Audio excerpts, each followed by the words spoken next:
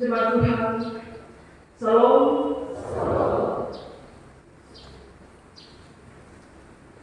Kebangkitan Kristus itu adalah anugerah. Sebab kalau Kristus tidak bangkit, maka sia-sialah kepercayaan kita. Dan yang kedua, kebangkitan Kristus adalah anugerah. Sebab kalau Kristus tidak bangkit, untuk apa kita beriman kepada Dia?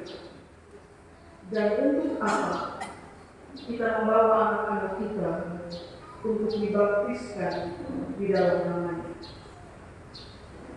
Mari merenungkan firman Tuhan ini, mensyukuri anugerah kebangkitan Kristus sesuai dengan bacaan pertama Korintus 15 ayat 1 sampai 11.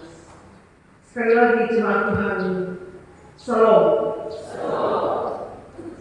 Bapak Ibu, saudara-saudari, juga anak-anak yang terkasih di dalam Kristus. Setiap anak yang lahir dari keluarga orang-orang percaya, kalau saya menyebut keluarga orang-orang percaya, itu berarti kita menerjemahkannya sebagai keluarga Kristen. Setiap anak yang lahir dari keluarga orang-orang percaya, pada tempat yang pertama dan terutama, mereka mesti dibaptis.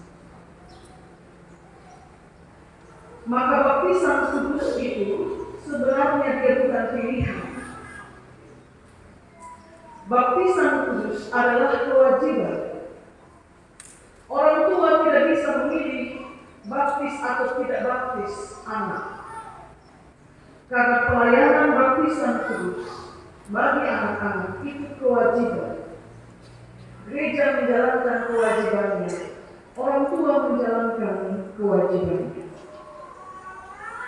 Karena itu menjadi kewajiban semua orang Kristen, orang tua Kristen tanpa kecuali, untuk membawa anak-anak mereka dimeteraikan menjadi milik pusaka Tuhan dalam pelayanan sakramen baptisan kudus. Karena itulah, wahai para orang tua, saksi dan keluarga, bukan anak-anak yang datang dengan sendirinya memberi diri ke hadapan Tuhan dan meminta supaya dia dibaptis, tapi orang tua yang harus membawa mereka, mengantar mereka, sebab mereka masih kecil dan mereka belum memahami apapun tentang baptisan yang mereka terima seperti hari ini. Sebab tanggung jawab baptisan tidak dibebankan kepada anak-anak. Tanggung jawab itu dibebankan kepada orang tua. Itu pertama. Yang kedua, peran orang tua saksi atau yang masih kita sebut sebagai Bapak Ani, Mama Ani. Kalau peran Bapak Mama Ani itu hanya sekedar dia berdiri dan dia menyaksikan proses baptisan bagi salah seorang anak, maka sesudah pelayanan baptisan itu berakhir, maka berakhir juga tugas Bapak Mama Ani. Karena pemahaman bahwa dia hanya saksi baptis. Dia berdiri dan dia menyaksikan proses baptisan. Maka kalau pelayanan baptisan sebentar selesai, dia juga selesai. Kalau Bapak Mama punya pemahaman yang demikian, maka pemahaman yang sesungguhnya adalah begini. Peran Bapak Mama Ani itu bukan hanya sekedar Bapak Ibu hadir dalam pengembalaan, lalu pada pelaksanaan pelayanan sakramen baptisan kudus, Anda juga turut berdiri dan menyaksikan proses baptisan itu. Karena kalau pelayanan selesai, tugasmu selesai. Tapi peran dari Bapak Mama Ani adalah mereka juga turut mendidik anak-anak dalam pengenalan yang benar tentang Kristus. Karena itu kalau baptisan selesai, tugas Bapak Mama Ani tidak selesai. Karena tugas yang paling utama itu, Anda juga turut berperan dalam mendidik anak-anak yang kau saksikan proses baptisannya itu dalam pengenalan yang benar tentang Kristus. Karena itulah kenapa ketika pengakuan dan janji itu diucapkan di hadapan Tuhan dan jemaat, bukan hanya dari bapak mama kandung yang berdiri dan ucap, tapi dari bapak mama kandung, juga bapak mama Ami diminta berdiri, dan nanti sama-sama ucap pengakuan dan janji itu dengan memakai kata kami. Itu artinya bapak mama kandung, bapak mama Ami punya tugas yang sama untuk mendidik anak-anakmu dalam pengenalan yang benar tentang Kristus. Besok-besok kalau besok bersama bapak mama, dia mau pergi menghadiri KKR misalnya, ingatkan dia 20 tahun lalu Bapak Sugendro bawa ke gereja, kau sudah dibaptis, jadi pergi KKR pergi, tapi ingat kau sudah dibaptis 20 tahun yang lalu. Itu bagian dari pengajaran tentang kebenaran Kristus yang tidak pernah putus sampai dia berangsur-angsur menjadi dewasa, bahkan sampai datang maut memisah. Ada satu contoh kasus. Satu ketika dalam suatu proses pelayanan baptisan itu, seorang bayi rewel, dia mau dibaptis, dia rewelnya setengah mati, dan memang anak ini tidak ingin digendong oleh siapapun, oleh orang lain selain mamanya atau selain bapaknya.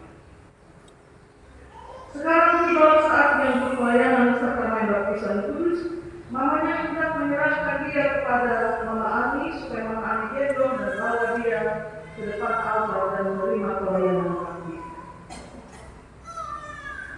Ini anak menangis tidak berhenti, bahkan dia melontar dalam gendongan Mama Ani.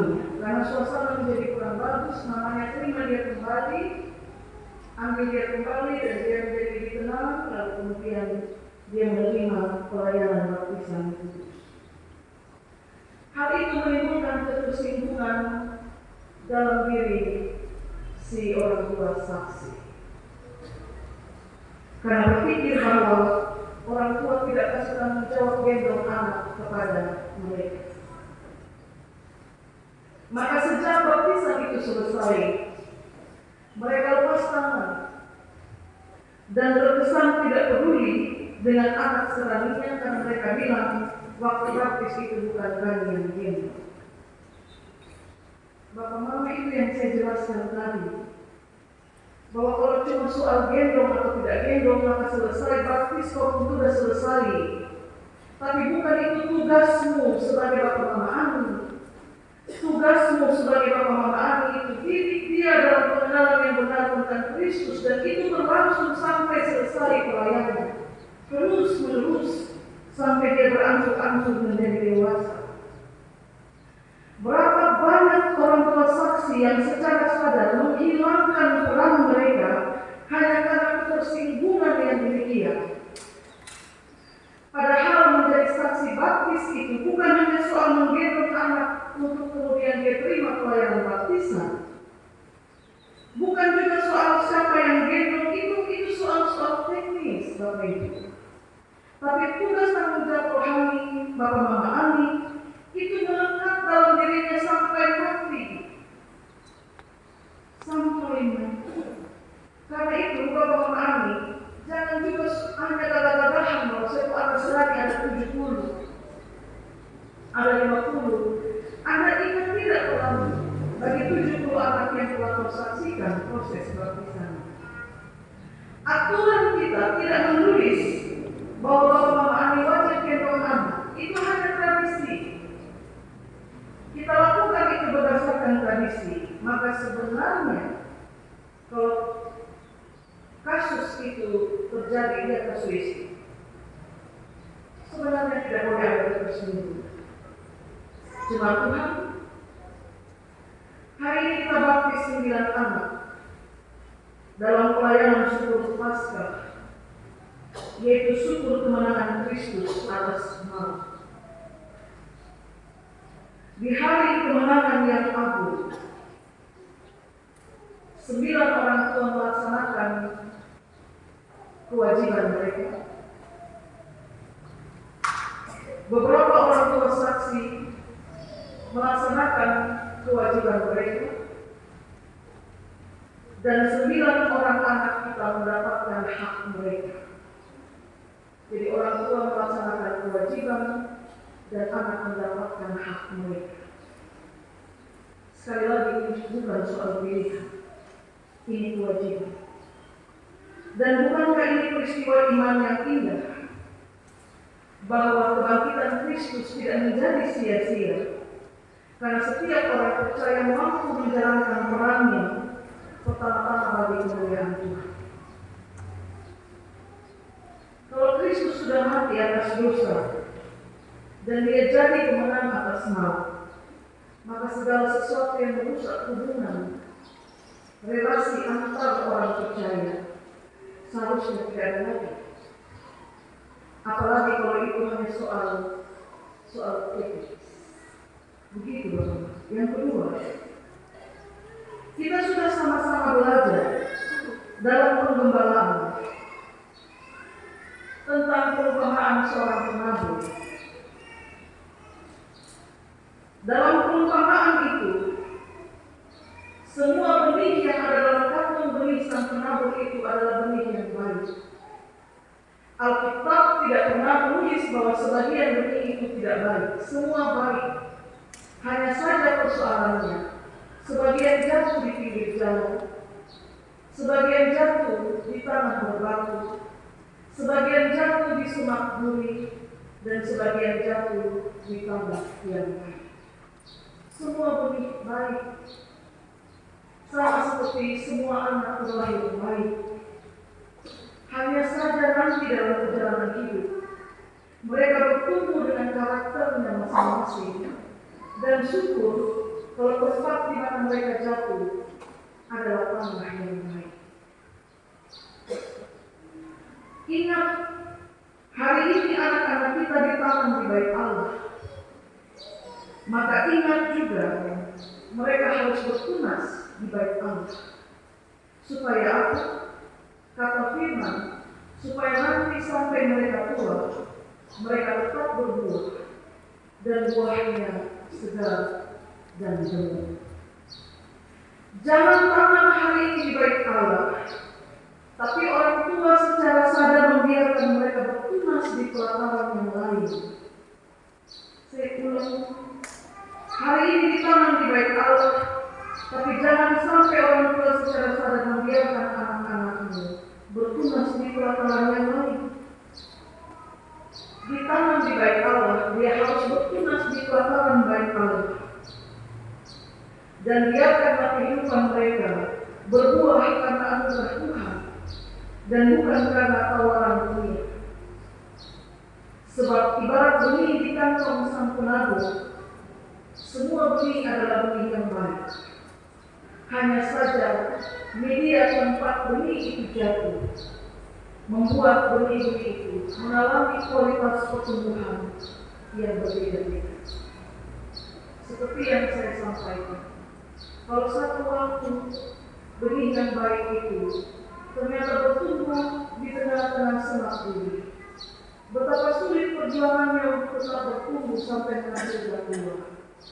Tidak ada salahnya orang tua yang baik mencabutnya dari situ dan memindahkan dia di tanah yang baik, supaya dia mengalami pertumbuhan sampai menghasilkan buah. Selamat mensyukuri anugerah kebangkitan Kristus dan selamat berbahagia bagi 9 orang tua, 9 keluarga, dan bagi 9 anak. Tuhan berkati kita dengan firman. Amin.